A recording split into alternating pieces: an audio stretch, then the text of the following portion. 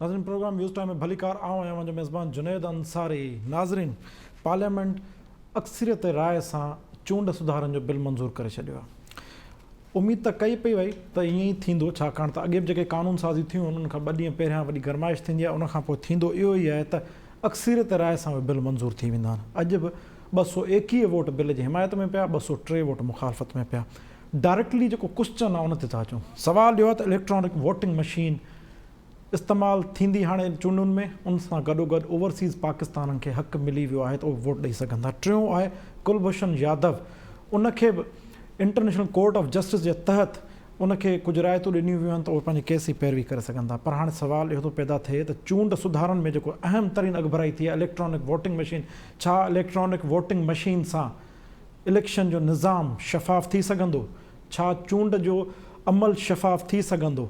छा जेको फ़र्दु वोट विझे थो उन जे वोट ते उनखे छा इहो यकीन मिली सघंदो त मुंहिंजो वोट हाणे मुल्क में तब्दीली आणींदो? इन मामले ते ॻाल्हाईंदो। अॼु असांखे स्टूडियो में जॉइन कयो सीनियर सहाफ़ी रफ़ीक भुट्टे साहब, डॉक्टर अयूब शेख साहब, इज़हार सुमरो साहब, इनाम भट्टी साहब। रफ़ीक साहब, गुज़िरियल 40 सालनि खां तव्हां बतौर सहाफ़ी, उन खां अलावा जेको आहे बतौर तजिया निगार में शयुनि खे ॾिसो वेठा, तव्हांखे छा थो लॻे गुज़िरियल भेरे 2018 में RTS फेल थी वियो ऐं RTS ते कई सुवाल आहिनि जेके अॼु ताईं जेके उन्हनि सुवालनि जा जवाब न अची सघिया आहिनि। हाणे जेको EVM अचे थो, बज़ाहिर त EVM चवनि था चूंड सुधारा वॾा आहिनि ऐं चूंड सुधारनि खां पोइ EVM जेको ईंदो उन सां शफ़ाफ़ियत ईंदी, उहा अलॻि ॻाल्हि आहे। उनखे शैतानी बिल करार ॾिनो आहे शहबाज़ शरीफ़ ऐं ईविल डिज़ायर्स खे दफ़न करणु करार ॾिनो आहे शाह कुरैशी। तव्हां छा था सम्झो त इन सां शफ़ाफ़ियत ईंदी? जुनेद साहब, मां बि जेको आहे सो शहबाज़ शरीफ़ ऐं बिलावल भुट्टो जे इन लफ़्ज़नि जी ताईद कंदुसि त इहो जेको वोटिंग मशीन वारो जेको बिल आहे उहो ईविल डिज़ाइनर आहे ऐं उन सां जेको आहे सो के बि मुसबत नतीजा क़ौम खे कोन मिलंदा, पर मायूसी थींदी। छाकाणि त इन जे पुठियां जेके लिकियल हथ आहिनि उन्हनि जा मक़सद कुझु ॿिया आहिनि ऐं उहे जेके आहिनि से इलेक्शन में ज़ाहिर थींदा ऐं जॾहिं दाऊं थींदियूं, कूकू थींदियूं ऐं सियासी पार्टियुनि अॼु अपोज़िशन त खणी जेको आहे सो मयार खां ॿाहिरि आहे ऐं उहे चवंदा त बाबा असां ते त का मयार ई न आहे, असां हिन बिल जी मुखालफ़त कई हुई, पर जिन हिमायत कई आहे उहे बि अॻिते हली पछताईंदा।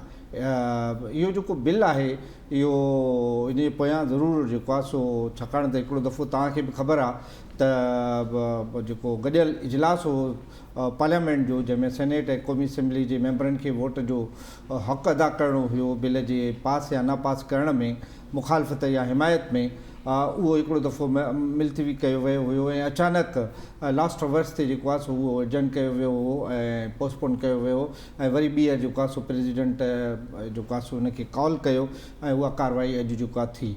अॼु हुकूमत जी, छाकाणि त प्राइम मिनिस्टर जे लाइ इहो ॿुधायो पियो वियो त इमरान ख़ान जेको आहे सो काफ़ी मुतमिन आहे ऐं एंड टाइम ते इहे जेके मुखालफ़तूं हुयूं, चाहे MQM हुजे, चाहे मुस्लिम लीग Q हुजे या जेके आहिनि से आज़ाद मेंबर हुजनि जेके हुकूमती बेंचुनि ते वेठल आहिनि या उन्हनि जा ॿिया इतादी, उन्हनि सभिनी खे जेको आहे सो अचानक जेको आहे सो दौरो पियो ऐं उहे जेके आहिनि से हुकूमत जी हिमायत ते मजबूर थी विया, जंहिंजो इज़हार जेको आहे सो अॼु आमिर लियाकत हुसैन जेको PTI जो मेंबर आहे ऐं उहो इस्तीफ़ाऊं ॾींदो रहियो आहे ऐं काफ़ी कावड़ जो इज़हार कंदो रहियो आहे, उहो जॾहिं पार्लियामेंट पहुतो त उते मीडिया वारनि उन खां पुछो त उन जे जवाब में उन बाज़ाब्ता तौर ते इहो इज़हार कयो ऐं एतराफ़ कयो त असां आया न आहियूं पर असांखे आंदो वियो आहे। हाणे उहो कहिड़ियूं क़ुवतूं थी सघनि थियूं इहे सभिनी खे ख़बर आहे त कंहिं आंदो आहे, पर इहो जेको आहे सो काफ़ी मायूस कुन बिल आहे। ऐं ॿी जेका ॻाल्हि आहे त इन जे लाइ क़ौम अञा ताईं तयारु कोन्हे, इहा मशीन आहे छा, इन मशीन जा मक़सद छा हूंदा या कीअं ऑपरेट कबी,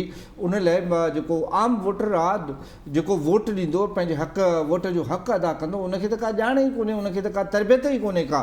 इवन जेको आहे सो जेको चलो अॻिते हली जेको आहे सो इलेक्शन जेको स्टाफ हूंदो आहे, प्रिज़ाइडिंग ऑफिसर या पोलिंग ऑफिसर ऐं रिटर्निंग ऑफिसर, उन्हनि खे त ट्रेनिंग ॾिनी वेंदी। अवाम जेको जा जेके किरोड़े वोट आहिनि ऐं किरोड़े अवाम आहे, उन्हनि खे ट्रेनिंग कीअं ॾींदा त इहा मशीन जेका आहे सा कीअं ऑपरेट कजे। बिलदियाती इलेक्शन तव्हांजी जेका आहे सा सिर जे मथां आहे ऐं ईंदड़ मार्च ताईं जेको आहे सो सूबनि में बिलदियाती इलेक्शनूं सिंध बलूचिस्तान में थी वेंदियूं, त उन लाइ हुकूमत बि जेको आहे सो इलेक्शन कमीशन खे लिखी ॾेई आई आहे त उते अवाम तयारी कोन्हे त इहा मशीन जेका आहे कीअं ऑपरेट थींदी। RTS जीअं तव्हां पंहिंजे इंट्रो में ज़िक्र कयो त RTS जेको आहे हिकिड़ो नाकाम तरीन हुयो ऐं इहा मशीन जेका आहे जंहिंजे पोयां जेको आहे चवनि था त फिलिपाइन जो वॾो हथु आहे, पर उते बि इहा जेका आहे नाकाम थी चुकी आहे। और जर्मनी में इहा मशीन नाकाम थी चुकी आहे, यूरोप जे केतिरनि मुल्कनि में इहा मशीन नाकाम थी चुकी आहे, इहा मशीन ख़ुदि अमेरिका ऐं कैनेडा में नाकाम थी चुकी आहे। इहा जापान जहिड़े हाईटेक कंट्री में जेका आहे मशीन नाकाम थी चुकी आहे, त उनखे पाकिस्तान जहिड़े जेको आहे जेको बैकवर्ड हिकिड़ो मुल्क आहे, जेको तरक़ी पज़ीर आहे, उन मुल्क में इहा जेका आहे कीअं कामयाबु थींदी, उनजी कहिड़ी गारंटी आहे ऐं हिनजी क्रेडिबिलिटी जी गारंटी केरु ॾींदो? जी रफ़ीक साहब, तव्हां अहम ॻाल्हि कई आहे, काफ़ी मुल्कनि जा तव्हां हवाला ॾिना आहिनि। ख़ासि तौर ते अॼु अॻूणो इलेक्शन कमिश्नर आहे कंवर दिलशाद, उनजो चवणु आहे त 25 साल लॻा आहिनि इंडिया खे, पर हू बि अञा ताईं प्रैक्टिकली हिनखे सही हलाए न सघिया आहिनि। पर तव्हांजो उहो नुक़्तो अहम आहे त आमिर लियाकत खे जंहिं आंदो आहे उहो सम्झूं था डॉक्टर अयूब शेख साहब खे। डॉक्टर साहब तव्हां ॿुधी रहिया आहियो मूंखे? डॉक्टर अयूब साहब सर, पार्लियामेंट में बिल मंज़ूर थी वियो, EVM अची वियो, डॉक्टर आमिर लियाकत चए थो त मूंखे त आंदो वियो आहे, हाणे तव्हां छा था सम्झो त EVM जे अचण खां पोइ हाणे शफ़ाफ़ इलेक्शन थींदियूं? सर सही ॻाल्हि हीअ आहे त जो चाहे आपका हुस्न कश्मा साज़ करे, सो तुंहिंजे हुस्न जी रम्ज़ सुहिणा मां छा सम्झां, इक़रार बा इनकार बा, इहो त मुंहिंजे हथ में आहे त मां कयां छा थो। जे मुंहिंजे हथ में आहे त मां ख़राबु कयां त मां ख़राबु कंदुमि, जे मुंहिंजे हथ में आहे त सुठो कयां त मां सुठो कंदुमि। मुंहिंजो पंहिंजो ख़्यालु हीअ आहे त अॼोके ॾींहं मां सिखणु खपे ऑपोज़िशन खे, ऐं अॼोके ॾींहं ते सिखणु खपे हुकूमत खे। हिन जो मतिलबु हीअ आहे त कंहिं बि वक़्तु को बि नावाजिबी कमु थिए, का बि गैरवाजिबी थिए, का बि तरक़ी जे नाले में तबाही जो बुनियादु विझिजे, त हिकिड़ो बचियलु जॉइंट सेशन अॼु उन जा कम बि पूरा थिया। हाणे जॉइंट सेशन अॻिते हली तारीख़ में तबाही जो सेशन तौरु यादि कयो वेंदो, जेका अॼु हिननि तबाही कई आहे। मूंखे त हैरत थी थिए MQ ते त इन जॉइंट सेशन जे नाले में हू जेके इस्म खणी आई आहे, उन्हनि ॿिन्ही इस्मनि जो तालुक़ु सिंध जे ख़िलाफ़ु आहे, उन्हनि ॿिन्ही इस्मनि जो तालुक़ु तालीम जे ख़िलाफ़ु आहे। माना जंहिंखे उन अनवरी शाइर वांगुरु त हर बलाए आसमानी आयत पुरसत कुजा खाने अनवरी अस्त, जेका बि बला आसमान मां अचे थी सा पुछे थी इन अनवरी शाइर जो घर कहिड़ो आहे। सो जेके बि माण्हू अचनि था उहे सभु जो सभु जे अफ़गान रहणा आहिनि त सिंध में रहणा आहिनि, जे सिंध जी तबाही करणी आहे त सिंध में उहा करणी आहे, अंदरि बि करणी आहे, ॿाहिरि बि करणी आहे। साॻे नमूने सां MQM जॉइंट पार्लियामेंट सेशन जे नाले में जेकॾहिं बिल आणे थी त उनजो मक़सदु बि सिंधियुनि खे कीअं नाराज़ कजे, विचूं कीअं वधाइजनि, फ़र्क़ु कीअं वधाइजे, नफ़रत कीअं वधाइजे, हिकिड़ी ॻाल्हि त इहा आहे। ॿी ॻाल्हि इहा आहे त तव्हां फ़र्ज़ु कयो त EVM कई ऐं साल खां पोइ चयो, जीअं रफ़ीक चयो त बल्दियाती चूंडूं थींदियूं ऐं उन्हनि में उहो तजुर्बो नाकाम थींदो ऐं तव्हां 22 अरब रुपया खपाए पोइ वरी चवंदव यार वेरी सारी तजुर्बो नाकाम थियो। ऐं जीअं आम सिंधी चवंदो आहे मूंखे ख़बर थोरे ई त नतीजो इहो निकिरंदो। सो ही हुकूमतूं हाणे मूंखे ई ख़बर थोरे ई नतीजो इहो निकिरंदो, इन ते बीठियूं आहिनि। ऑपोज़िशन खे हीअ सिखणु खपे त उहो प्रॉपर तयारी नथा कनि। हुननि खे जेको प्रॉपर होमवर्क करणो हो, मूंखे जेको लॻे थो ॼण त उहो चाचनि मामनि जे कुलनि ऐं कंदनि ते आहे त ॾिसूं अॼु हू छा था कनि। अॼु असांजो फेरो ॾियनि था, वारो ॾियनि था, इहे चाचनि मामनि जा अबे अमा जे कुले ते हलो, मिसकिननि जे कुलनि ते हलो। जीअं अॼु साईं मुराद अली शाह इस्लामाबाद कोर्ट जे ॿाहिरां चयो त असां ॿिए कंहिंजे इशारे ते नथा हलूं, माण्हुनि जे इशारे ते था हलूं। मां सम्झां थो माण्हुनि जे इशारे ते ई हलणु खपे, ॿिए कंहिंजे इशारे ते न हलणु खपे। या जीअं आसिफ़ अली ज़रदारी साहिबु चयो आहे त बिल त तव्हां पास करे वेंदव, बिल त तव्हां पास करे बि छॾियो, पर इन जो खटियो ॿिया खाईंदा। इन जो मतिलबु आहे त हीउ सॼो मामिलो जेको आहे उहो ॿियनि जे हवाले सां आहे। जी कल्ह जी ॻाल्हि आहे जॾहिं MQM इन्हनि समूरनि मामलनि ते इतफ़ाक़ न पए कयो त ख़ालिद मक़बूल सिद्दीकी जो मूं पाण जियो ते इंटरव्यू ॿुधो। उन शाहज़ेब खे चयो पियो त EVM मशीन हथ कंहिंजे में हूंदी उहे वोटनि खे ॻणप खे काॾे कंदा, इन करे इंसाफ़ उन्हनि मां थी नथो सघे। तव्हां 2 ॾींहं अवल TV ते हिकिड़ो मौक़िफ़ वठो था, 2 ॾींहंनि खां पोइ तव्हांजो जेको ज़मीर आहे उहो तव्हांखे इजाज़त थो ॾिए। इन करे मां सम्झां थो हीउ सभु जो सभु पाकिस्तान जी पॉलिटिक्स जे ख़िलाफ़ु हिकिड़ी तमामु वॾी मुहिम आहे। हीउ पाकिस्तान जे समूरनि पॉलिटिकल पार्टियुनि खे ख़राबु करण जी मुहिम आहे। हीउ पाकिस्तान में सियासत खे बिल्कुलु हिकिड़ो टिवाटे चौवाटे ते बीहारे को बि रस्तो न ॾेखारण जी हिकिड़ी मुहिम आहे। जी बाक़ी हाणे ॻणप आहे, ॻणप में ज़ाहिर आहे उन्हनि खे खटिणो उहे खटी विया। सर हिकिड़ो वन लाइनर मां तव्हांखां पुछणु चाहियां थो, मुस्तक़बिल में EVM जो इम्पैक्ट कहिड़ो पवंदो पॉलिटिक्स ते, फ्यूचर इलेक्शन्स ते? One liner. मुंहिंजो ख़्यालु आहे त नवाज़ शरीफ़ जंहिं हंधि बीठो आहे न, इहो EVM पाण हिननि खे वापसि वठिणो पवंदो जल्दी। ओके इज़हार साहब, मुस्तक़बिल जी इलेक्शन ऐं मुस्तक़बिल जी पॉलिटिक्स में EVM जो कहिड़ो रोल हूंदो? RTS ते ख़दशा हुआ, टेक्नोलॉजी आहे, टेक्नोलॉजी इस्तेमालु त वरी बि इंसान ई कंदो। इंसान जे अंदरि जेका सोच हूंदी, उन दिमाग़ में जेका प्लानिंग हूंदी, इम्प्लीमेंट त उहा ई शइ थींदी। पोइ शफ़ाफ़ियत कीअं थी सघंदी? ॾिसो, ॻाल्हि EVM जी रुॻो न आहे, पर सभ खां पहिरीं त जंहिं अंदाज़ में अॼु पार्लियामेंट खे, जमहूरी क़दरनि खे, आइन खे बिल्डोज़ कयो वियो आहे, ॻाल्हाइणु त हुन ते खपे। ॻाल्हाइणु छा खपे? रोअणु खपे त हीअ जमहूरियत जे नाले में जेका हिकिड़ी मश्करी थी रही आहे, हिकिड़ी तूफ़ान बदतमीज़ी आहे, जो हिकिड़े सेशन में 7-8 बिल बिना बहस जे, बिना डिस्कशन जे मंज़ूर कया विया आहिनि। न रुॻो बिल मंज़ूर कया विया आहिनि, पर उन्हनि में अक्सरियत ई उहे बिल आहिनि जिन खे मथियों ऐवान सेनेट रद्द करे चुको आहे। त हिकिड़ो त इन ते सोचणो पवंदो त हीअ पार्लियामेंट जेकॾहिं रबड़ स्टैम्प पार्लियामेंट आहे, ऐं इहो पहिरियों दफ़ो बि न आहे। इन खां अॻु में नवाज़ लीग जे दौर में जॾहिं उन्हनि वटि 2/3 मेजॉरिटी हुई त उहे बि ईअं ई लेजिस्लेशन कंदा हुआ। माज़ी में बि हुकूमतूं ईअं कंदियूं रहियूं आहिनि। त सुवालु बुनियादी तौरु थिए ई इहो थो त जमहूरियत जेका आहे उन जी सिहत कहिड़ी आहे, उन जी कंडीशन कहिड़ी आहे, उनखे ऑपरेट कीअं पियो कयो वञे। त पहिरियों त सुवालु इहो आहे। ॿियो जेको अव्हां चओ था इन्हनि मशीनुनि जो, त बिल्कुलु ठीकु ॻाल्हि आहे त जॾहिं क्रेडिबिलिटी हिकिड़ी हुकूमत जी पंहिंजी न हुजे, उहा पाण 2018 जी कंट्रोवर्शियल इलेक्शन जे नतीजे में क़ाइमु थी हुजे, त पोइ उन जे सही कम खे बि माण्हू शक जी निगाह सां ॾिसंदा। पर हिते त सही कम जो को बि मामिलो न आहे।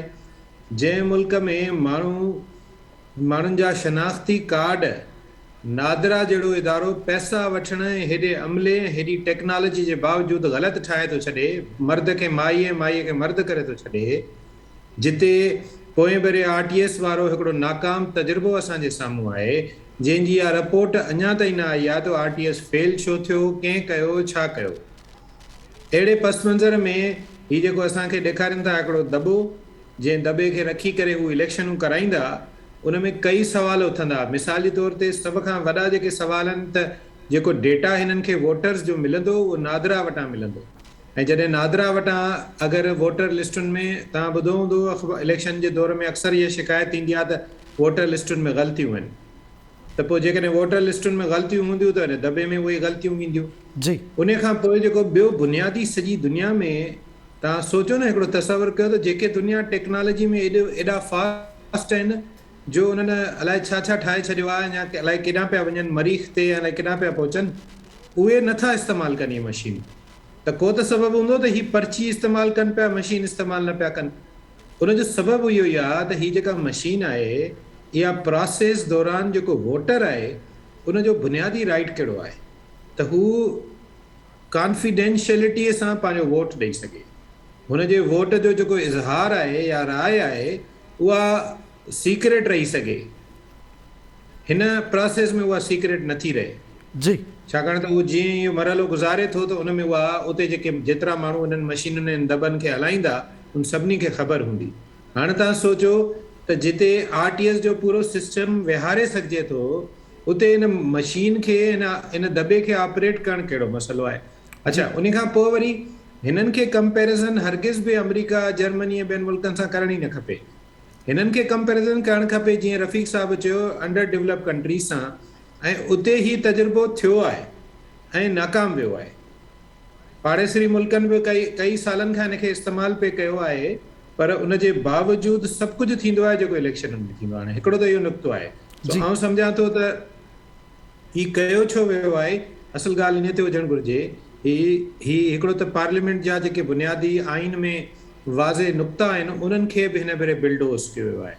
पार्लियामेंट जे मुताबिक़ 222 वोट घुर्बल हुआ हिननि खे जॉइंट सेशन मां को कानून साज़ी कराइण जे लाइ हुकूमत खे, छाकाणि त इहो आइन चवे थो त ॿिन्ही ऐवाननि जी 50% खां मथे नंबर, उहो नंबर थिए थो 222 खां मथे। टोटल वोट जेको हुकूमत खे हिन कानून साज़ी में पियो आहे उहो 221 आहे, तंहिंजे करे 442 जो अधु आहे। जी जी, हा, ही चैलेंज थी वेंदो न। ॾिसो, हिकु वधीक हुजे, तव्हां 50% एग्ज़ैक्ट न खपे न, उन खां 50% खां मथे खपे, भली हिकिड़ो वोट ई मथे हुजे। एग्ज़ैक्टली, ठीकु आहे, त हिकिड़ो त ही चैलेंज थी वेंदो ऐं ऑपोज़िशन हिनखे चैलेंज कंदी जेका हुननि ॻाल्हि कई आहे। पर आउं उन खां मथे ॻाल्हि थो करियां त बुनियादी तौर ते ही इमरान ख़ान जे इक़्तिदार खे ईंदड़ 5 सालनि ताईं वधाइण जे लाइ हिकिड़ी कोशिशि आहे, पर इहा नाकाम कोशिशि आहे, छाकाणि त इन सां ऑपोज़िशन अञा वधीक रिएक्ट कंदी, माण्हुनि में ट्रस्ट डेफिसिट वधंदो हिन हुकूमत जे बारे में। ऑलरेडी हिन जी परफॉर्मेंस सुठी न आहे। सो मां सम्झां थो त ही जेतिरी बि कानून साज़ी आहे, जेकॾहिं हिन खे इंसाफ़ जी अख सां ॾिठो वियो त ही ॿिनि हेयरिंग में उॾामी वेंदा इहे बिल। जी, इनाम भट्टी साहब, हाणे जीअं इज़हार साहब हिकिड़ो पार्लियामेंट जी जेको आहे अफ़ादियत ते ॻाल्हायो, त हिकिड़ो त पार्लियामेंट जे अॼु जेको सेशन थियो आहे उन में पार्लियामेंट्री पॉलिटिक्स में अॼु उन लाइ जेको हिकिड़ो ॾाढो ॾुखियो ॾींहुं हो त जमहूरी सिरिश्ते जे अंदरि ख़ासि तौर ते इज़हार साहब हिकिड़ी ॻाल्हि कई त 222 वोट घुर्बल आहिनि। इन ते तव्हांजो कमेंट घुरिजे, पर असुल जेको ॻाल्हि आहे त EVM छाजे लाइ कयो वियो आहे, जंहिंजो तजियो इज़हार साहब जो ख़्यालु आहे त ईंदड़ 5 साल ई तूल ॾियणु चाहिनि था गवर्नमेंट खे। पर मुंहिंजो सुवाल उहो ई बुनियादी हूंदो, EVM इलेक्ट्रॉनिक वोटिंग मशीन चूंड सुधारनि में जंहिं मक़सद लाइ आंदी वई आहे, तव्हांजे ख़्याल में उहो मक़सदु कहिड़ो आहे ऐं उन मक़सद खे ई साबिया करे सघंदा सादी ॿोलीअ में, त छा ही शफ़ाफ़ चूंडनि लाइ कामयाबु तजुर्बो हूंदो? ज़ाती तौर ते आउं EVM जे डेवलपमेंट ऐं उन जेको सिस्टम आहे उनखे मेन मेड सिस्टम खां वधीक मज़बूत सम्झां थो, पर नियतुनि ते दारोमदार आहे। ऐं तव्हांखे सिर्फ़ु हिन जी इहो ॿुधायां त हिंदुस्तान जे अंदरि 1998 खां EVM जो ट्रायल सिस्टम शुरू कयो वियो ऐं उन 1998 खां उनखे स्लो जिन प्रोसेस में अॻिते हलाईंदा, तजुर्बा कंदा, जेके उन में ख़दशा ऐं खामियूं हुयूं उन्हनि खे दुरुस्त कंदा।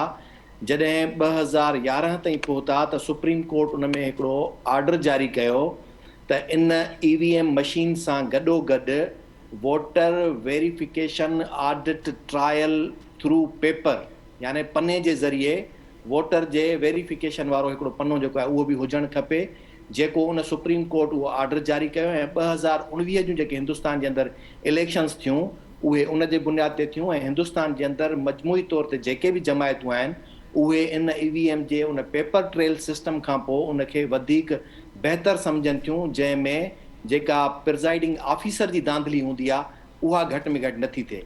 उन खां पोइ अचूं था जापान ते, त जापान में 2002 खां वठी करे इलेक्ट्रॉनिक वोटिंग मशीन जो इस्तेमालु थिए थो। 2012 में जापान सिर्फ़ु उन में इहो कयो, छाकाणि त हाणे सिर्फ़ु इनखे थोरो अंडरस्टैंड कजो त जेतिरी दुनिया फास्ट थी थिए टेक्नोलॉजी ओतिरी फास्ट पई वञे। 2002 में जापान जेका EVM मशीन ठाही उहा स्लो हुई, तंहिंजे करे 2012 में उन्हनि चयो त जेको हुनजो स्लो प्रोसीजर आहे ऐं जापान जे अंदरि सिर्फ़ु उहा म्यूनिसिपल जेका इलेक्शन्स आहे उन्हनि में इस्तेमालु कई, छाकाणि उते वोटर जो तादादु म्यूनिसिपल में वधीक थो थिए। उन जे करे उन्हनि कुझु म्यूनिसिपल्स जा जेके वॾा वॾा मेट्रोपॉलिटन सिटीज़ हुया उन्हनि उनखे ख़तमु करे छॾियो, त न उन में स्पीड स्लो थी थिए ऐं उन्हनि जो मशीनुनि जो छाकाणि त तादादु घटि आहे, मशीन जी कास्ट, मशीनुनि जो तादादु, हाणे इहे सभु पासा आहिनि जेके उनखे रिस्ट्रिक्ट कनि था। हाणे अचूं था हिन ते, त हिते जेको मसइलो आहे उहो इहो आहे त हिन वक़्तु बि जेके बि इन्हनि शयुनि खां भॼनि था, बुनियादी सुवाल इहो आहे त पाकिस्तान जे अंदरि शफ़ाफ़ इलेक्शन जो केरु ख़्वाहिशमंद आहे? आया इहे सभु जमायतूं बशमूल जेके बि हींअर इक़्तिदार में वेठियूं आहिनि या जेके इक़्तिदार खां ॿाहिरि आहिनि, उहे शफ़ाफ़ इलेक्शन जा क़ाइल आहिनि? जेकॾहिं शफ़ाफ़ इलेक्शन जा क़ाइल आहिनि ऐं वोट खे वाक़ई बि आज़ादु करे माण्हुनि जे हवाले करणु चाहिनि था, त पहिरीं त इलेक्शन कमीशन जे अंदरि जेके सुधारा घुर्बल आहिनि उहे सिर्फ़ु ऐं सिर्फ़ु इन वोटिंग मशीन ताईं महदूद कोन्हनि, उन में इलाही सातरा ॿिया फैक्टर्स आहिनि जिन खे पहिरीं बहितर करणु खपे। ऐं ॿी जेका अहम शइ आहे त जेका शइ नाफ़िज़ करण जी ज़रूरत आहे उहा इहा आहे त हिकिड़े प्रोसेस में कबी आहे। तव्हां यकदमि सॼे मुल्क ते जेकॾहिं हिकिड़ो बग़ैर कंहिं ट्रायल जे सिस्टम खे जॾहिं हलाईंदो त उते जेके पोइ ख़राबियूं थियनि थियूं उहे ख़दशा वधीक न रुॻो वधाइनि थियूं पर सही शयुनि तां बि उनजो एतमाद ख़तमु थो थी वञे।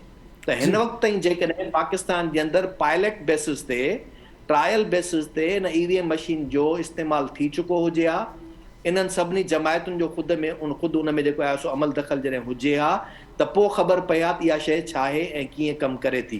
त आउं सम्झां थो हीउ जेको हिते सॼो इहा खिचड़ी पचाई थी वञे उन में सिर्फ़ु इहो ईवीएम मशीन खे मञणु या न मञण वारो सिर्फ़ु ढकोसलो आहे जेको साम्हूं पेश कनि था। असुल जेका नियत आहे उहा सभिनी धुरियुनि जी, सगारियुनि धुरियुनि खां वठी करे इन्हनि सभिनी जमायतुनि जी उहा इहा आहे त वोट खे आज़ादु छॾण जे बजाए उहो गठजोड़ी तरीक़े सां इंजीनियर तरीक़े सां इलेक्शन्स थियनि ऐं उन्हनि खे ईअं ई मैनेज कजे। पर आउं सम्झां थो जेकॾहिं इहे वाक़ई चाहिनि था त पाकिस्तान जे अंदरि शफ़ाफ़ इलेक्शन थिए, वोट मुकमिल तरह ते आज़ादु हुजे त उन जी शुरूआत नादरा इलेक्शन कमीशन जे अंदरि केतिरियूं ई तब्दीलियूं, केतिरियूं ई जेके बहितरियूं आणण जी ज़रूरत आहे उहा थियणु खपे। पहिरीं सभ खां पहिरीं जेको आहे ख़ुदि नादरा जॾहिं क़बूल करे थी त 40 लखनि खां मथे जेको आहे सो वोट ग़लति दाख़िल थियल आहिनि, वोट न बल्कि रजिस्ट्रेशन जेका ग़लति थियल आहे, त हाणे उन जो असरु उन ते केतिरो पवंदो, वोटर लिस्टुनि ते केतिरो पवंदो। यानी अॼु जे दौर में बि नादरा वटि जदीद सिस्टम हुजण जे बावजूदि ग़लति नाला मौजूदु आहिनि, डबल नाला मौजूदु आहिनि, उन्हनि जूं ग़लति जेको आहे एड्रेसूं मौजूदु आहिनि, ग़लति माण्हुनि जी नेशनलिटी जिन जी हिते जी कोन्हे उन्हनि जा नाला उते मौजूदु आहिनि। त पहिरीं त इहे सुधारा अचणु खपनि न, उन्हनि शयुनि खे जेतिरे बहितर न कयो उन खां पोइ थो अचे इलेक्शन कमीशन ऐं ईवीएम। त आउं सम्झां थो ईवीएम खे हिकिड़ा माण्हू जेके हींअर त जेको जंहिं तरीक़े सां मूंखे नज़र अचे थो लॻे ईअं थो त इमरान ख़ान खे पाण खे शायदि शदीद हाणे ज़रूरत थी पई आहे त ईंदड़ इलेक्शन्स कहिड़े बि तरीक़े सां कंहिं अहिड़े सिस्टम में थियनि जंहिंमें घटि को हुनखे को बेनिफिट थिए या हू सम्झे थो त आउं अवाम में एॾो पॉपुलर आहियां जो शफ़ाफ़ इलेक्शन्स थींदियूं त खेसि वधीक वोट मिलंदा। पर आउं सम्झां थो पाकिस्तान में अञा ताईं शफ़ाफ़ इलेक्शन जो त इंतज़ाम थियणु मुमकिन कोन्हे ऐं प्लस में ख़ुदि इहे जेके जमायतूं आहिनि उन्हनि जी नियत ई कोन्हे। तंहिं करे सभु सिर्फ़ु बहाना था कनि। जेकॾहिं नियत हुजे करणु चाहिनि त इहो को बि मसइलो कोन्हे। इहा ई ईवीएम मशीन, इहो ई आरटीएस सिस्टम बहितर बि थी सघे थो छाकाणि तुंहिंजे पुठियां हलाईंदड़ हथ ऐं दिमाग़ जेको आहे जेकॾहिं उन्हनि जी नियत ख़राबु न हूंदी त उहो नतीजा बहितर ॾेई सघे थो। जी रफ़ीक भुट्टो साहिबु हितां ई सुवाल शुरू थो कयां तव्हांखे, जंहिं ते इनाम भट्टी साहिबु ॻाल्हि ख़तमु कई आहे त जेके दिमाग़ ऐं नियत आहे उहा जेकॾहिं साफ़ हुजे त ही बहितर मशीनूं पोइ बहितर नतीजा ॾेई सघनि थियूं, पर नियत ई साफ़ न हुजे त मशीनुनि जा नतीजा त बहितर अचणा ई कोन्हनि। आरटीएस मिसाल साम्हूं। पर हिते सुवाल हिकिड़ो हुन सां जुड़ियल ॿियो आहे, अपोज़िशन जे पार्टियुनि वटि हाणे सियासत लाइ कहिड़ो मैदान बचंदो, छाकाणि त सुवाल हींअर इहे उथी रहिया आहिनि त जेकॾहिं ख़दशा रहनि था 2023 में इलेक्शन जेका थिए थी उनजा नतीजा ॿेड़ा था अचनि, पोइ छा इहो सम्झी वठिजे त पाकिस्तान में ईंदड़ ॾहाको या 2-3 अञा ॾहाका मैनेज्ड इलेक्शन ऐं सिलेक्टिवनेस जी जेका अप्रोच आहे उहा बरक़रार रहंदी? जुनेद साहब, फिनांस फैनन चयो हो त जंग में हथियार वॾी शइ न आहे पर हथ वॾी शइ आहिनि जेके हथियार खे हलाईंदा आहिनि। जीअं तव्हां ज़हन ऐं मशीन जो ज़िक्र कयो त उन ते इहो ठहकी आयो ऐं मां इहो पंहिंजे नाज़रीन खे ॿुधाइणु ज़रूरी सम्झो।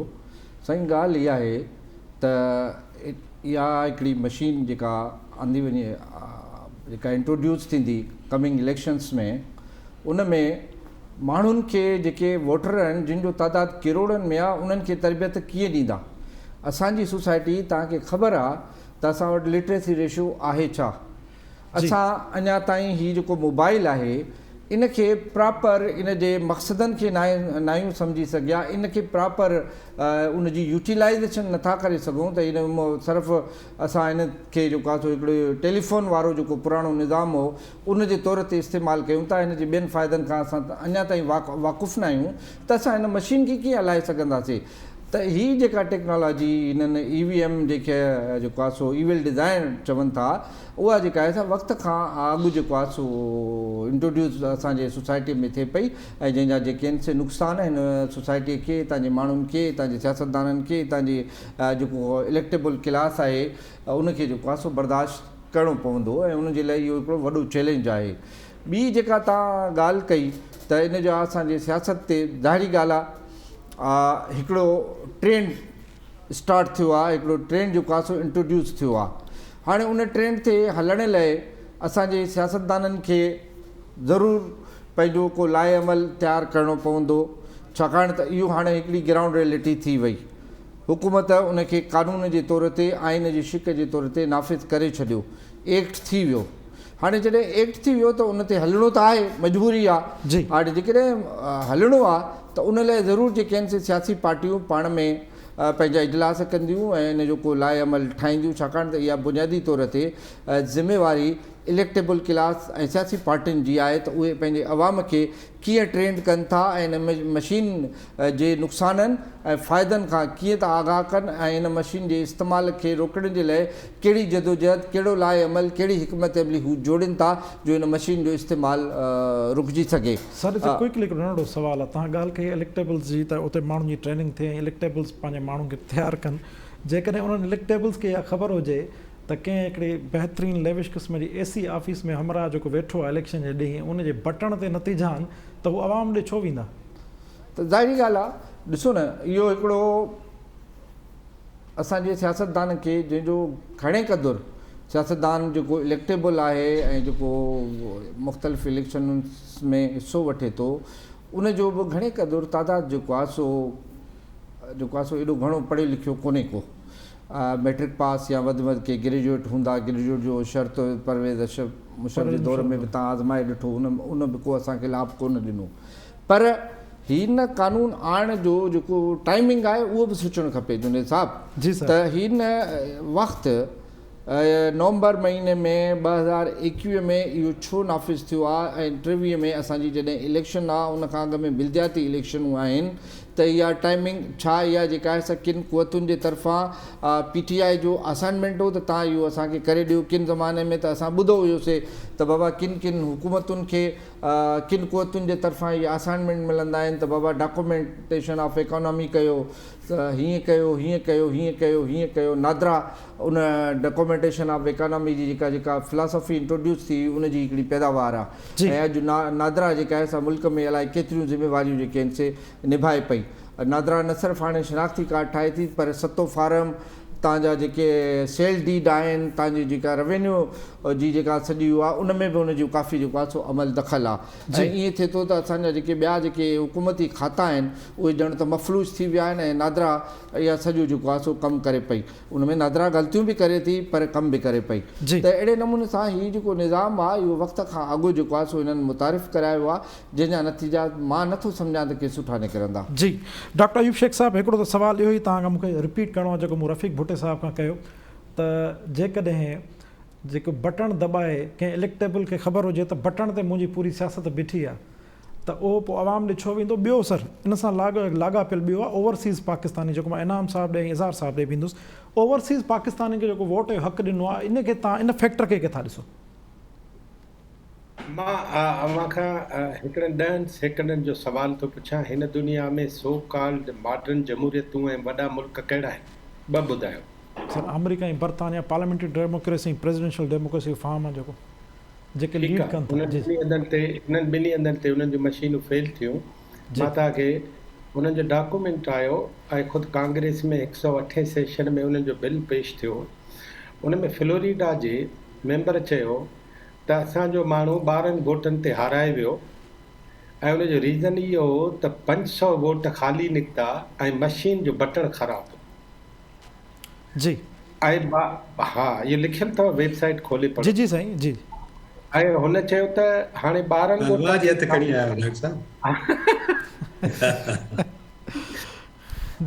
वोटनि खे असां हथु करण लाइ फिज़िकली इनाम भट्टी केॾी भली ॻाल्हि कई त पेपर जी उन हूअ साबिती त आहे कान वोटिंग मशीन में जेको ॿुधाए हिकिड़ी ॻाल्हि।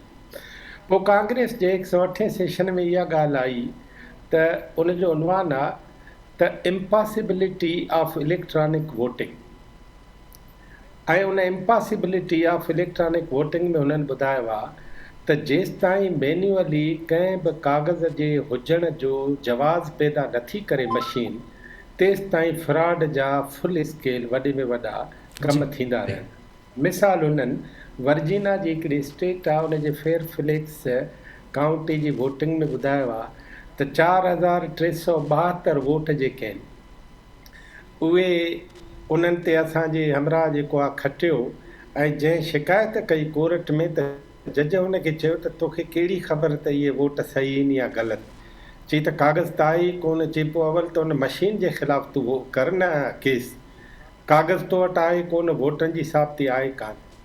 टियों हिकिड़ो इम्पॉर्टेंट कमु हीउ थियो त हिकिड़े स्कूल जे काउंटी जे पोलिंग स्टेशन ते कांग्रेस जो हिकिड़ी पार्टी जो मेंबर उहो 200 वोटनि ते सिर्फ़ु इन करे हाराए वियो जो 400 वोटनि जे लॻभॻि जेके वोट पिया उहे हिक ई वोटर जा 400 वोट पइजी विया। मशीन ख़राब, हिक ई वोटर जा 400 वोट पइजी विया। इंट्रस्टिंग। हा, जीअं रते देरे में साईं अब्दुल्ला शाह वटि मां मुलाज़मत कंदो हुउमि, पोइ नादरा वटि आया हमरा, ऐं उनखे नादरा जा माण्हू आया साईं अब्दुल्ला शाह मरहूम वटि, ऐं उनखे पुछूं त साईं तव्हां रते देरे में बि रहिया आहियो, जावा उते आहियो छा? चई त न, मां त बाज़ार में जाओ। चई यार असां सॼी सिंध में अब्दुल्ला शाह कढिया आहिनि, 110 नाला आहिनि, जंहिंमें 53-54 मुराद अली शाह वलदियत लिखियलु आहे। सो मां बि वेठो हुउमि त मूंखे चई त डॉक्टर ऐं कहिड़ा असांजा बाबा निकिरी पिया आहिनि। मूं चयो साईं नादरा सभिनी जो बाबो आहे, इन तूं ॻणती न कर। सो हिननि जी मर्ज़ी आहे, ऐं हीअ छा बि कनि, कंहिं महिल 100-400 वोट अमेरिका में ईअं थी सघे थो जी, बर्तानिया में ईअं थी सघे थो, जर्मनी में ईअं थी सघे थो, ऐं कांग्रेस पंहिंजे 108 सेशन में चयो आहे त फुल स्केल फ्रॉड जे लाइ ही मशीनूं कतब अची सघनि थियूं, लिखियो अथऊं मथां बिल में। तमामु अहम ॻाल्हि आहे। अमेरिकन कांग्रेस चयो आहे त फुल स्केल फ्रॉड लाइ ही मशीनूं कतब अची सघनि थियूं। जी सर।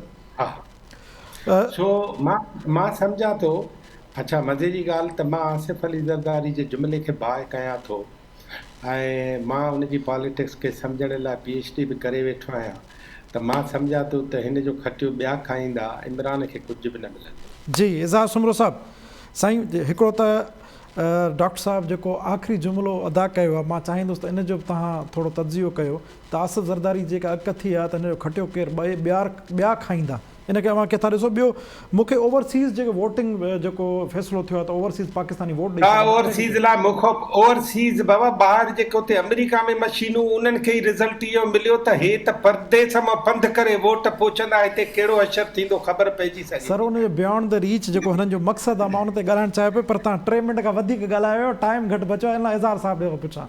इज़हार साहिब ॿुधायो साईं। साईं नंबर 1 इहो त RTS जे नाकामीअ मां हिननि सबक़ु, जिन RTS खे नाकाम कयो उन्हनि सबक़ु छा हासिलु कयो। हीउ जेको सॼो मामिलो आहे इन जो तालुक़ु सिधो सां हुन ॻाल्हि सां आहे। हुननि ॾिठो त जेकॾहिं असां RTS खे नाकाम करे PTI खे पावर में आणे सघूं था त पोइ असां इहे दॿा रखी करे PTI खे 2/3 मेजॉरिटी ॾेई सघूं था। जेकॾहिं 2/3 मेजॉरिटी न हुजण जे बावजूदि पार्लियामेंट खे बिलडोज़ करे 221 वोटनि ते हिकिड़े ॾींहं में 7 बिल PTI जी हुकूमत पास करे सघे थी, त सुभाणे इन दॿे जी मदद सां जॾहिं ईंदड़ इलेक्शन में PTI 2/3 मेजॉरिटी सां हूंदी त पोइ जेको बिल वणंदो सो पास कंदासीं। जंहिंमें हिकिड़ो बिल उहो बि हूंदो जंहिंमें हुकूमत जे ख़िलाफ़ु ॻाल्हाइण खे फेक न्यूज़ चयो वेंदो, ऐं उनजी सज़ा एॾी वॾी हूंदी जो माण्हू को TV ते अची ॻाल्हाइण ऐं सोशल मीडिया ते तबसरो करण खां लवाईंदा। सो बुनियादी नुक़्तो इहो आहे। हेॾां होॾां जी ॻाल्हि कंदासीं, ॻाल्हि सम्झ में न ईंदी। ऐं हीअ जेका डिज़ाइन आहे उहा वॾी डिज़ाइन आहे जंहिंजो मक़सदु सिर्फ़ु ऐं सिर्फ़ु हिकिड़ो आहे त पाकिस्तान में पोयनि 70 सालनि खां जहिड़े नमूने सियासत खे मैनेज कयो वियो आहे, उहा हाणे रिवायती नमूने मैनेज, गौर कजो हिन ॻाल्हि ते, रिवायती नमूने मैनेज न पई थिए। नतीजे में हाणे जदीद अंदाज़ में मैनेज कई वेंदी ऐं सॼी दुनिया खे ॾेखारियो वेंदो त ॾिसो था मशीनूं असां रखियूंसीं, जदीद कमु कयोसीं, यूरोप यूनियन खे बि घुराईंदा, अमेरिकन्स खे घुराईंदा, चवंदा हिन खां भलो अञा कहिड़ो कमु करियूं असीं। नतीजा त मशीनूं ॾिना आहिनि। पोइ डॉक्टर साहब वारी चवाणी त हिकिड़े वोटर जो 400 दफ़ा बटण दॿिजी वियो आहे, 400 वोट अची विया आहिनि। ऐं ॿी ॻाल्हि हुन में कहिड़ी आहे त ही स्पेसिस क्रिएट पिया कनि। इलेक्शन में 3 शयूं थींदियूं आहिनि, हिकिड़ा माण्हू हिकिड़े साइड ते वोट ॾींदा आहिनि, ॿिया माण्हू ॿिए साइड ते वोट ॾींदा आहिनि, ऐं टियां माण्हू वोट न ॾींदा आहिनि। हिन सॼे मैकेनिज़म में जेको मां सवाल कयो, जेको ॿाहिरीं मुल्क खां ॿाहिरि रहंदड़ 70 लख माण्हू जेके आहिनि, 7 मिलियन या कुझु माण्हू, कुझु हुन खां मथे बि हूंदा, उहे माण्हू, उहो वोटर जेको आहे न, उहो वरी गेप्स क्रिएट जिते थींदा, सियालकोट में 200 वोटनि जी खोट हूंदी, उहो वोट अची वेंदो। Exactly, that is what I am asking. उहो थींदो। ऐं उनजो प्रैक्टिकल तजुर्बो कयो बि सियालकोट में अथनि। मूं हरू नालो कोन खयो आहे सियालकोट जो। हींअर सियालकोट में जेके माण्हू गुज़ारे विया उन्हनि जा सभु वोट विधऊं, ऐं नतीजे में पोइ हुकूमत उते खटे वई। तंहिंजे करे जेकॾहिं मां पंजाब असेंबली जी सीट ते जेकॾहिं मां तव्हांजे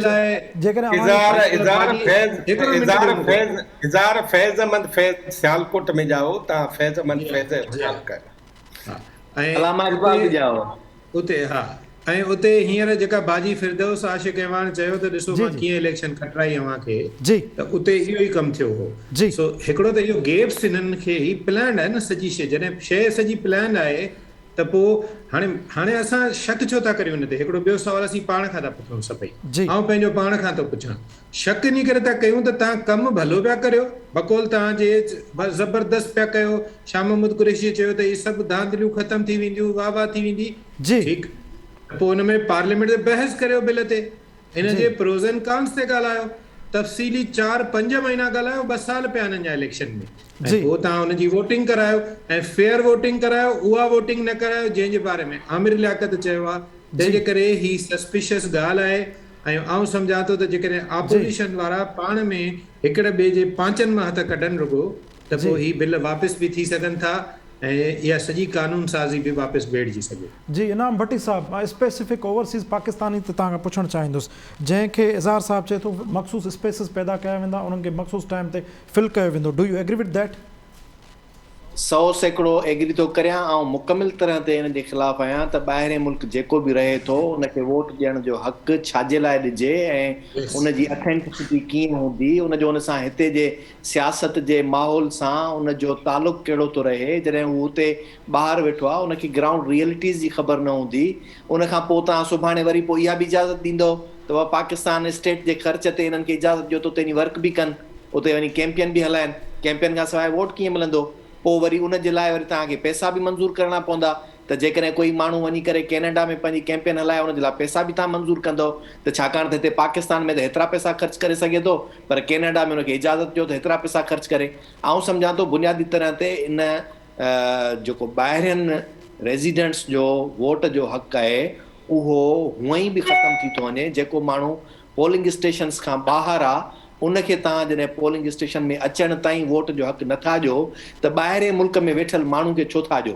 पोइ त पाकिस्तान जे अंदरि बि उहो सिस्टम ठाहियो न, त हिकिड़ो माण्हू उन ॾींहं ते पोलिंग स्टेशन ते नथो अचे, घरां वेही बि पंहिंजो वोट करे सघे।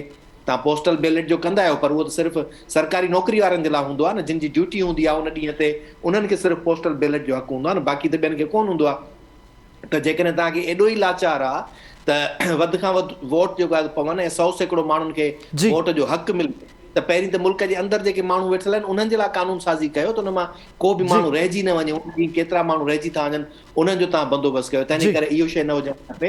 ऐं उनखां बाद हिकिड़ी शइ आउं सिर्फ़ु चई छॾियां त जेके माण्हू जंहिं टेक्नोलॉजी जी सपोर्ट कंदा आहिनि या उनखे बिल खे आणींदा आहिनि, पोइ उनजो पिटणो वरी उहे ई पिटींदा आहिनि। मूंखे वरी इहो यकीन थी पियो आहे त अॼु इमरान ख़ान ईअं मशीन जी भले सपोर्ट त करे थो, उनजे लाइ कोशिशि करे थो, पर ईअं न थिए ईंदड़ इलेक्शन खां पोइ उहो ई वरी खयों बीठो हुजे त पोइ ही इलेक्ट्रॉनिक वोटिंग मशीन असां सां वॾी झुट करे वई आहे।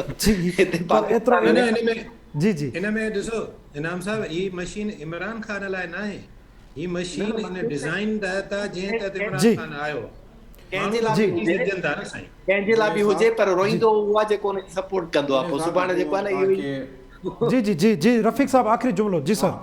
जुनेद साहब ॾिसो न, हर सियासी जमायत जूं कंहिं न कंहिं मुल्क में बल्कि समूरनि मुल्कनि में ओवरसीज़ पार्टियुनि जूं शाखूं आहिनि। जी अमेरिका हुजे, बरतानिया हुजे, जर्मनी हुजे, सऊदी अरब हुजे, दुबई हुजे, पीपल्स पार्टी, मुस्लिम लीग नून, PTI तव्हां हुते ॾिसंदा हूंदा मज़ाहिरा बि कनि था, उहे आहिनि। जॾहिं पॉलिटिकल पार्टीज़ ओवरसीज़ में एग्ज़िस्ट कनि थियूं त पोइ वोट ऑफ राइट बि उन्हनि खे हुजणु खपे। हा, उनजो मैकेनिज़म फेयरली कीअं हुजे ऐं उनजी जेको आहे सो ग्राउंड सिचुएशन छा हुजे, इन ते बहस थी सघे थो। बाक़ी मां इन हक़ में आहियां त उन्हनि खे राइट ऑफ वोट हुजणु खपे। तव्हांजी वॾी महिरबानी। रफ़ीक भुट्टो साहिबु, इनाम भट्टी साहिबु, एज़ाज़ सुमर साहिबु, डॉक्टर आयुब शेख साहिबु हिते प्रोग्राम टाइम पंहिंजी पुॼाइण ते पहुचे पंहिंजे मेज़बान जुनैद अंसारी खे इजाज़त सदाईं गॾु।